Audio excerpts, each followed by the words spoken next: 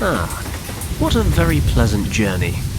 A bite to eat in the restaurant car, a few bottles of Bavarian beer, and a good snooze. I need to get to Wewelsburg Castle as quickly as possible. I've still got a head start over the Countess, but I'll need it to find the Piri-Reis map before she gets here. The station guard must know the way. Good evening. Excuse me. Good evening, sir. What brings you here so late in the day?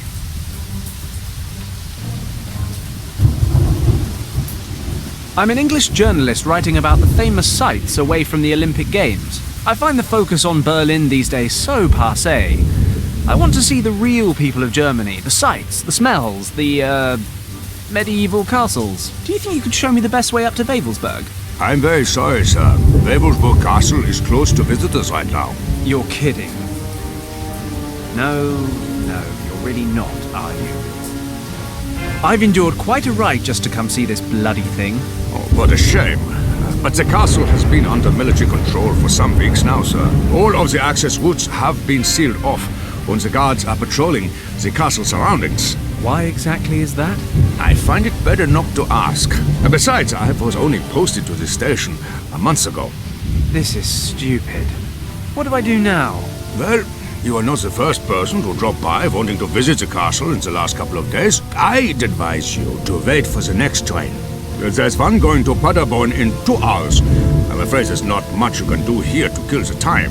The station building is closed due to renovations, hence why I am standing outside in this awful weather. You could, of course, take a walk to Brünn. It's not far away. There's a road leading directly into town from this crossroad. The guest house at the market should be open. You could warm up a bit and wait for the train there. You know, I think I'll just enjoy some fresh air after the long train journey. Even if it is raining cats and dogs. Is it okay if I wait here? Of course, sir. Thanks. Damn, now what? The castle's right there. There's got to be another way in.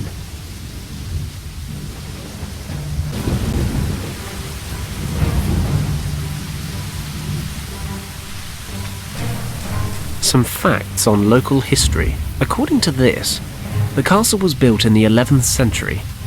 The text refers to many renovations and extensions, as well as changes in ownership. Hang on a minute.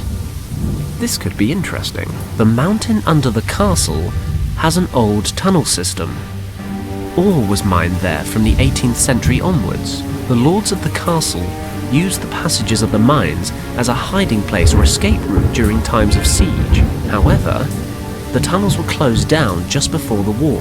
That means there was once a connection between the mine and the castle. Maybe it still exists.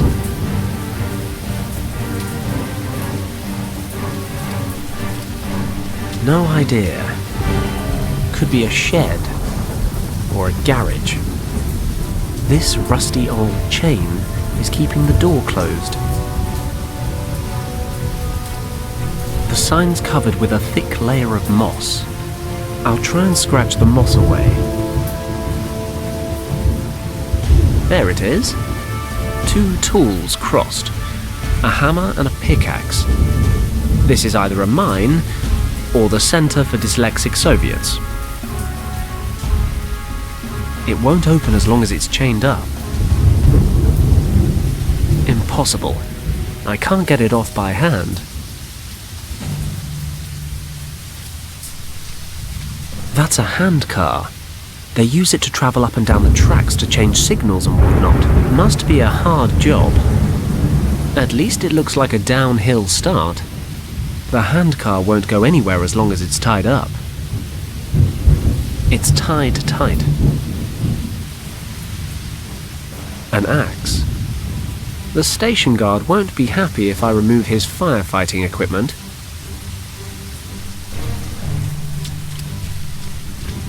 It's a memorial cross. Seen better days. There are some candles burning on the pedestal in front of it.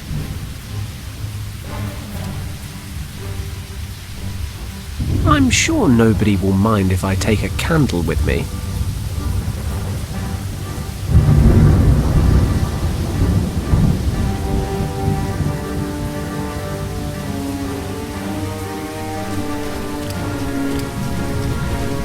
I should be able to burn through the rope. Then the handcar will roll past the platform. That should keep the guard occupied for a moment or two. Then I'll have some peace and quiet to find the entrance to the mine. Let's go.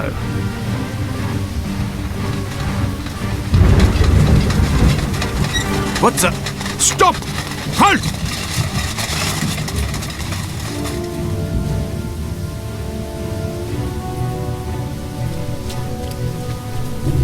As long as no one complains, do what you like.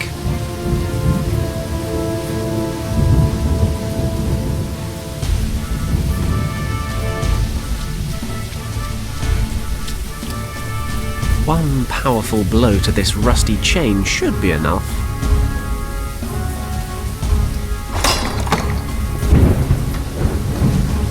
It's pitch black in there.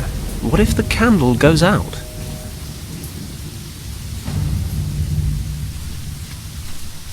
One of the train's rear lanterns. It's screwed securely to the carriage.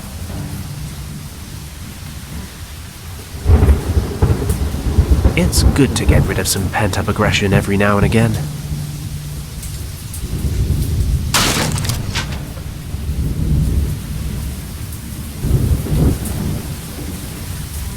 I'll put the candle in the lantern.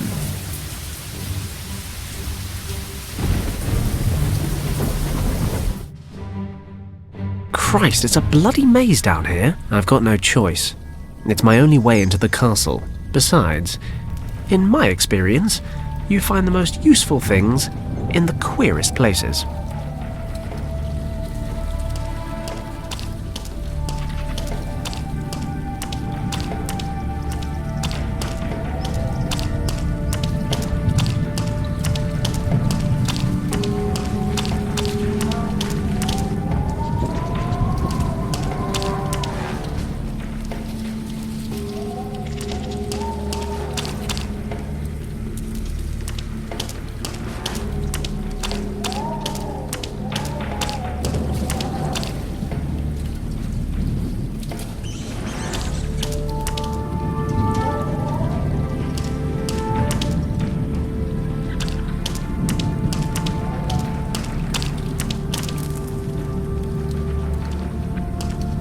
Poor guy. Let's hope I don't end up like him. This place is a maze. There's an old dented pot lying here.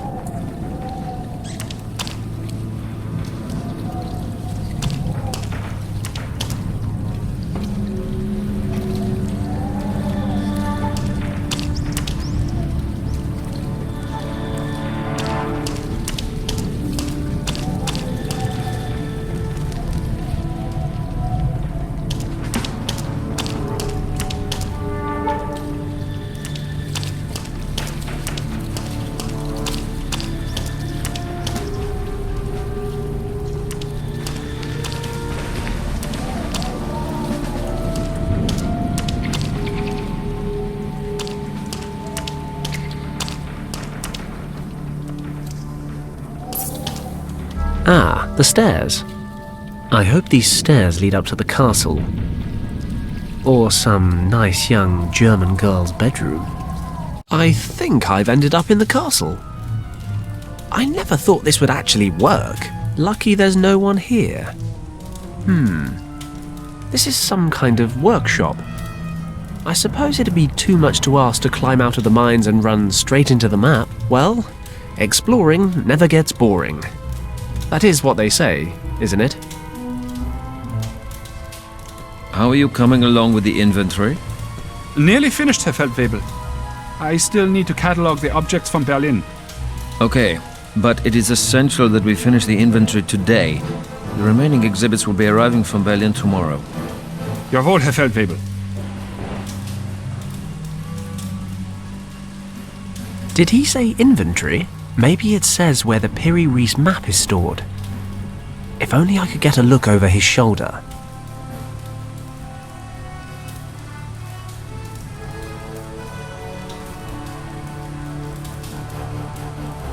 He's working on an inventory. If only I could get a look at it. It might be a nice shortcut to the Piri Reis map. Could save me trawling this castle for the next 3 hours. Probably won't.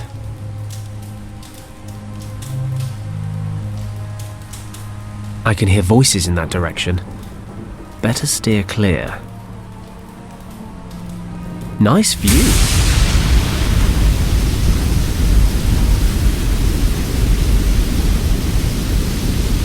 Nazis. I hate these guys.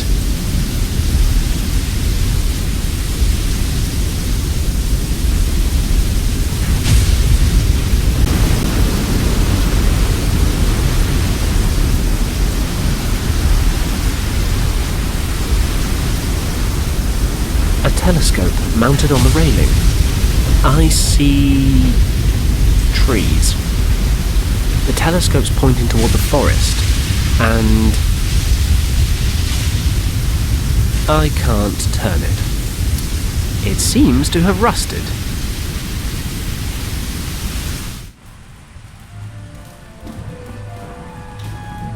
A huge crack, though by no means a crevasse.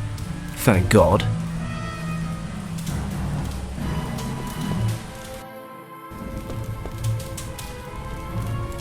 A dusty old curtain.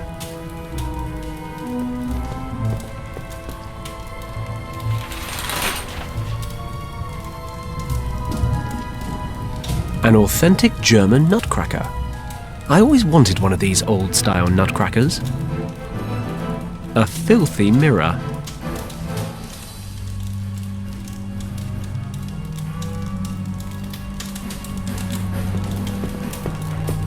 It's a hand drill.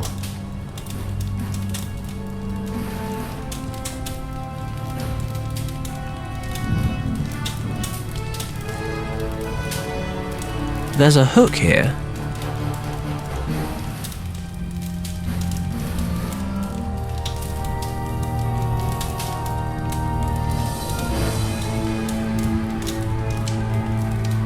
I might be able to bend it or break it, but I can't pull it out of the beam in one piece.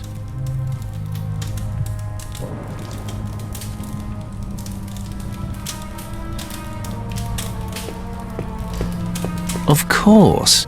I can just use the nutcracker to unscrew the hook. Why didn't I think of that before? I'll jam the hook into his mouth and then unscrew it like a pair of pliers.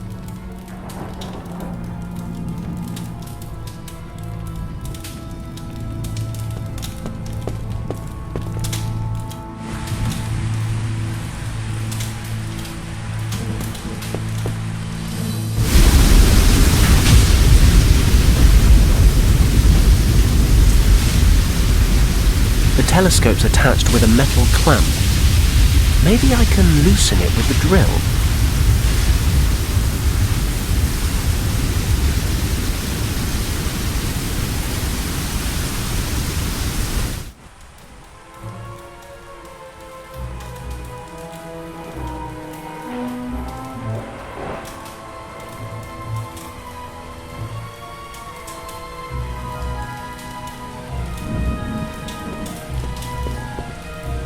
Tin soldiers.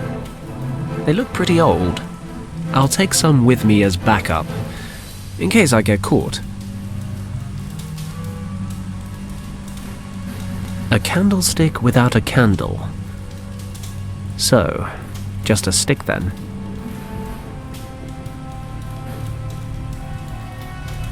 And I always thought I was the one carrying too much weight. Huh, I joke, but seriously, I ought to get down the gym.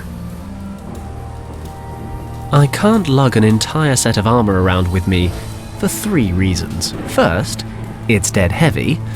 Second, it'll make me look silly. And third, this is supposed to be a stealth mission. I'll just take the gauntlets, because they're cool.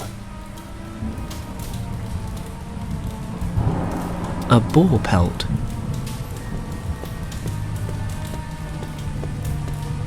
Well, it's not Argali, but it'll do.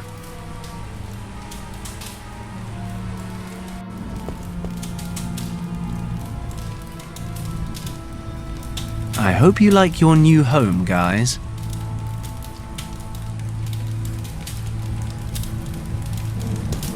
Sorry guys, but sacrifice is just an intrinsic part of war. That was quick. They've melted down like butter.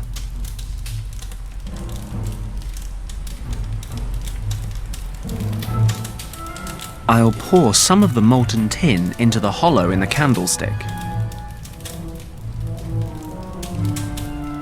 I can probably use the hook to pick out the solidified tin. Ah, it's come out a lovely, smooth, coin-shaped wafer.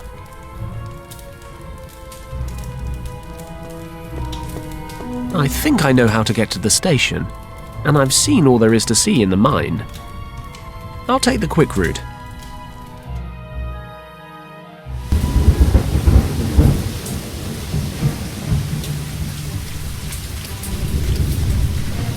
It's a fizzy sweet dispenser. What do you know? It actually worked. I could make a mint. Get it? Because I'm making money to use in a sweet. You know what? Never mind. 4 fizzy sweets fell out the bottom.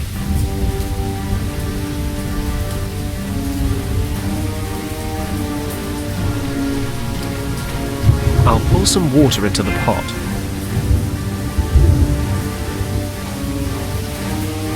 The sweets are dissolving in the water.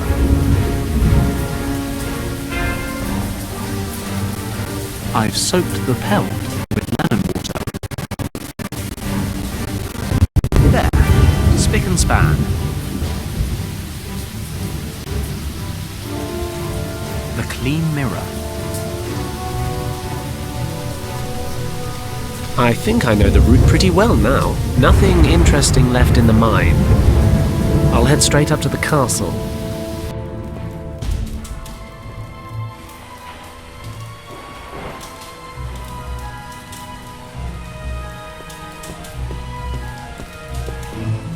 I'll screw the hook into the crack.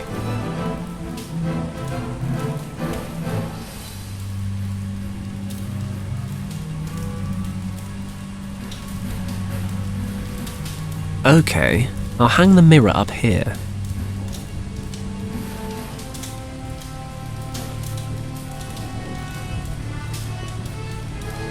Praise be the laws of optics. I can make out every word. If the soldier would just move his hand a little to the side, then... Perfect. There it is. Exhibit 104C. The Piri Reis map, stored in the crypt in the North Tower. The problem with answers is they always give rise to new questions. Where the devil is the North Tower? I'll take it down again. I'll unscrew the hook.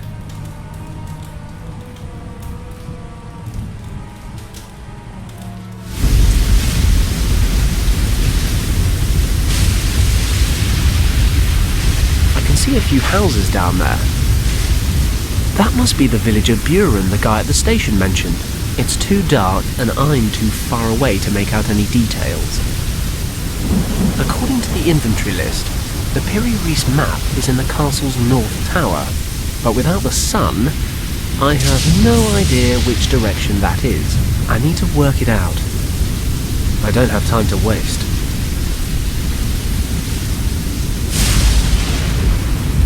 That's better. Now I can make out the individual buildings. Some kind of marketplace. Looks like the local pub. Freshly tapped beer and a hot schnitzel. Quite literally, the only things in the entire world that I want right now.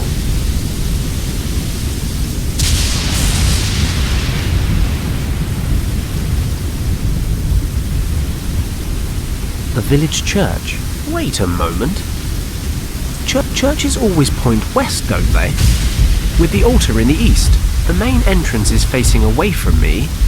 So, looking at the church, the 2 small towers to my left and right must be on the east-west axis. So the north tower must be on the other side of the castle, but how am I supposed to get all the way over there?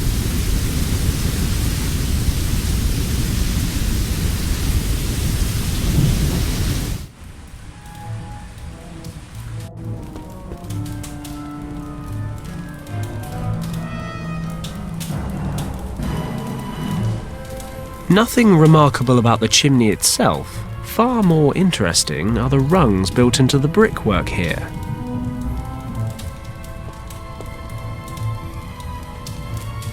It's warm to the touch.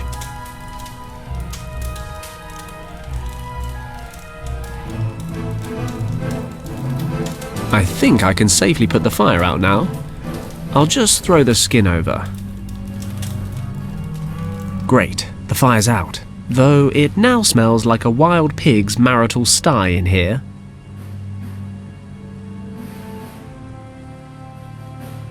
Now the fire's out, I can see the ladder rungs more clearly. They definitely lead up to the roof.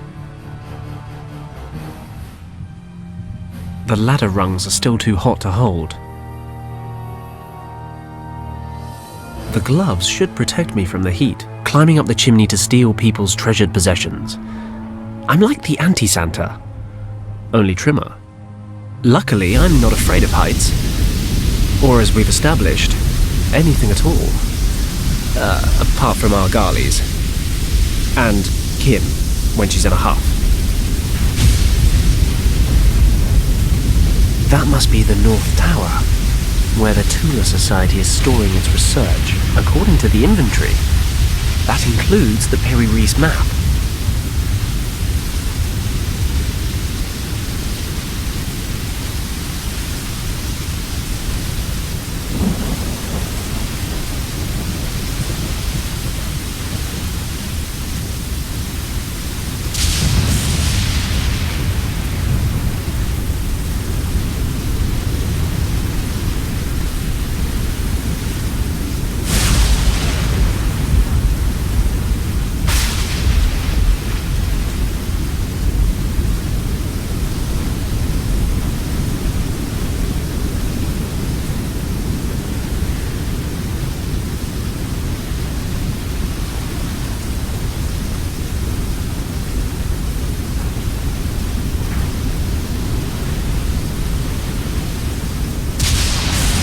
To get in through one of the windows. Okay, I've reached the North Tower, but I don't see any ancient research objects or artifacts. The inventory said the items are kept in the crypt. Thinking about it, this doesn't really look like a crypt to me. It must be one floor lower. I'll have to find a way down.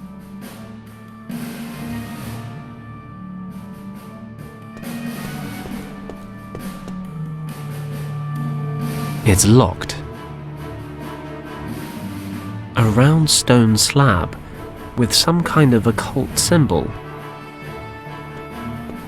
This slab's separate from the rest of the floor. I can see the seam running along the edges. That said, I can't lift it with my bare hands. Let's attack this thing.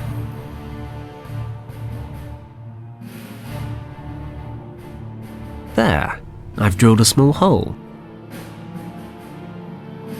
I can't even fit my pinky into that drill hole. I still can't lift the slab.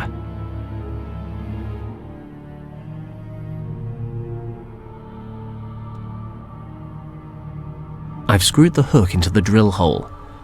It's lodged pretty tight. A massive chandelier. I can't reach it from here. This crank lowers the old chandelier. They must have used it for lighting candles back in the day. Let's see if the crank handle still works.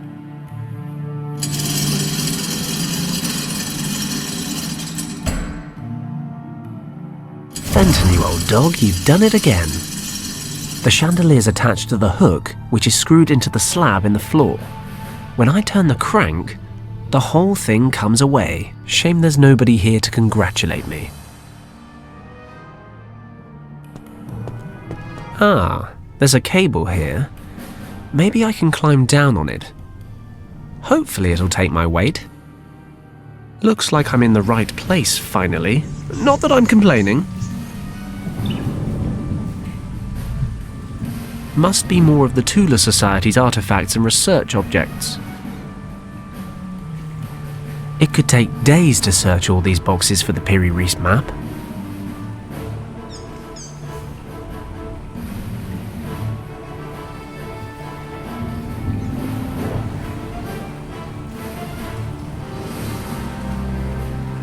There's a sort of dossier on this podium. I'll just skim it quickly. It outlines the Tula Society's central objectives. According to this, the society was founded in the early 1920s with the aim of restoring the knowledge of lost civilizations for its own use. The Tula Society's influence extends into the highest echelons of the German Reich. This gives them complete carte blanche on their activities. They can do whatever the hell they like. Seems they launched a project codenamed Vril under the direction of our old friend, Countess von Hagenhild. The focus of this project is the search for Shambhala. The Tula Society believes that a vast store of ancient knowledge is being hoarded there. The source of morphogenetic fields. Morphogenetic fields? Never heard of them. But then it does ring true with what Professor Hayes was talking about, a store of ancient knowledge. If I remember the professor's description correctly, the hunters and herders of Shambhala suddenly developed into a flourishing and highly advanced society. Hayes reckons some sort of mysterious energy was responsible for the tribe's development. Is that what they mean by morphogenetic fields?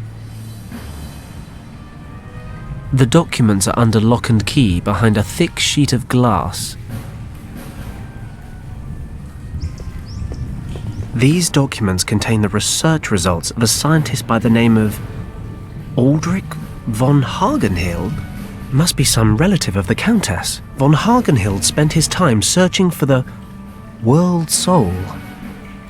Christ, can't these people just use sensible names? The basis for von Hagenhild's research was the concept that for an organism to develop as it should, there must be some immaterial power steering it in the right direction.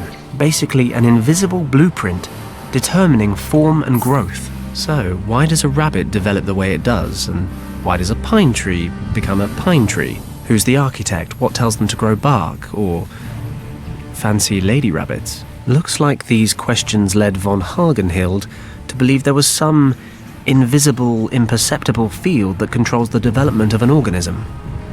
He called it morphogenetics. Von Hagenhild explains the holistic aspect of self-organizing systems with his theory of morphogenetic fields. Basically, the field stores forms or behavioral patterns that every member of a species draws from and adds to. This was his Western take on something the East had known for some time. In Far Eastern philosophy, people refer to his morphogenetic fields as the divine essence of nature, or as the soul. He thought he'd identified the soul. He didn't think the soul was a spiritual thing. He thought it was a fundamental principle of nature that had been warped and confused by religions the world over. He even thought he had proof. He refers to certain experiments he carried out. Ugh, this is a lot of information to take in. Von Hagenhild really believed that in these morphogenetic fields, he'd identified the soul, the central power behind all living things.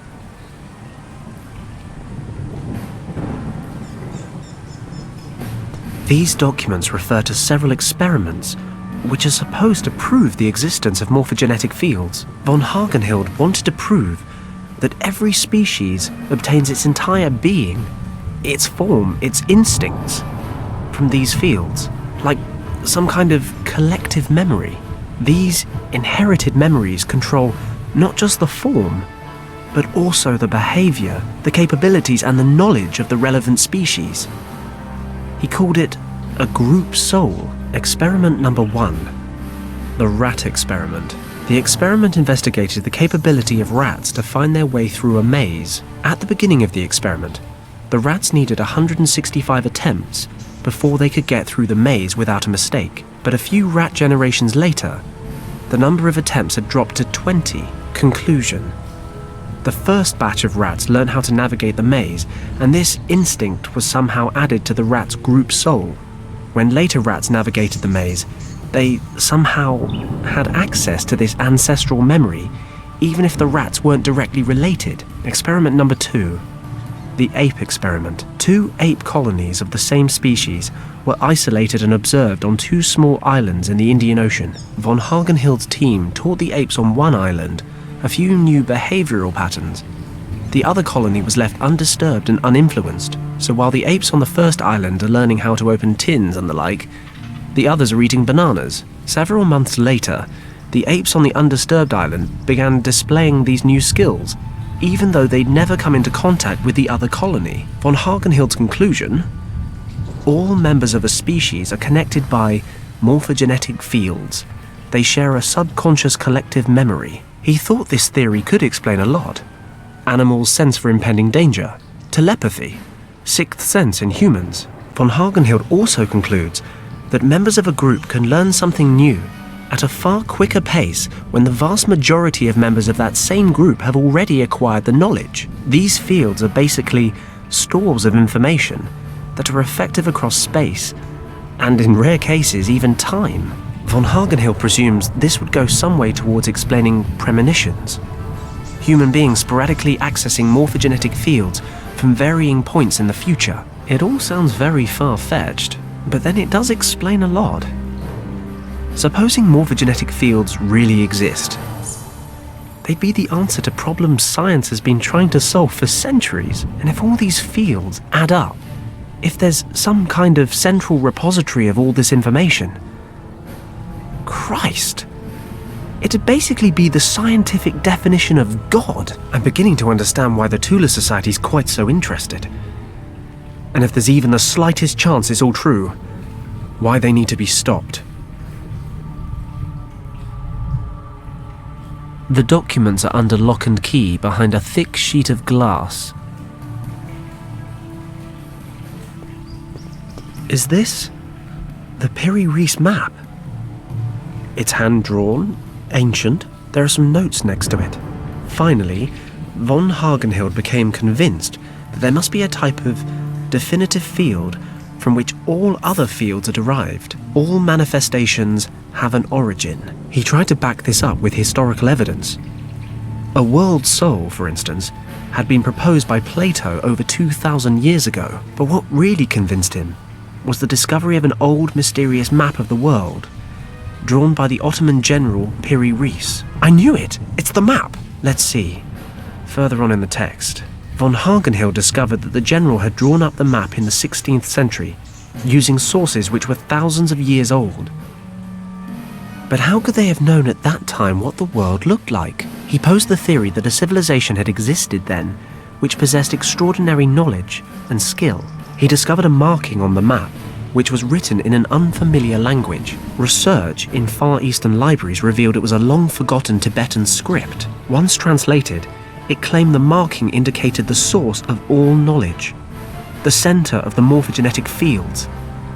It was a hidden valley in the Himalayas, Shambhala. Shortly before he died in 1934, von Hagenhild passed the responsibility of continuing the research onto his daughter. Professor Hayes was right about everything.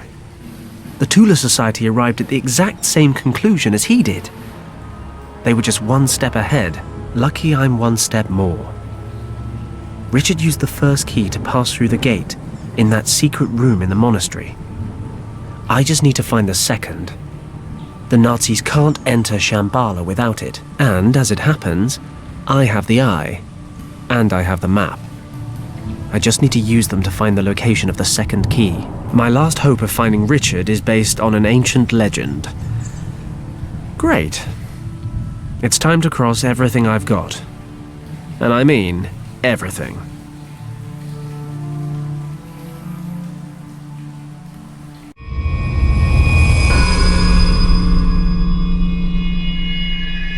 Fingers crossed.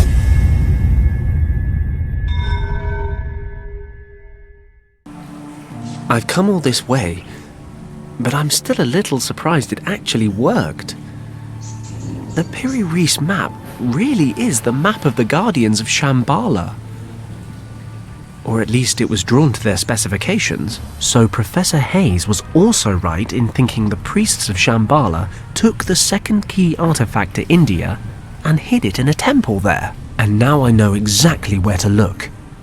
On the Kathiawar Peninsula, just north of Bombay. Thinking about it, I actually know the commander of the British regiment in Rajkot. If the old drunkard hasn't been transferred for disciplinary reasons again, I'm sure he'll lend me a hand.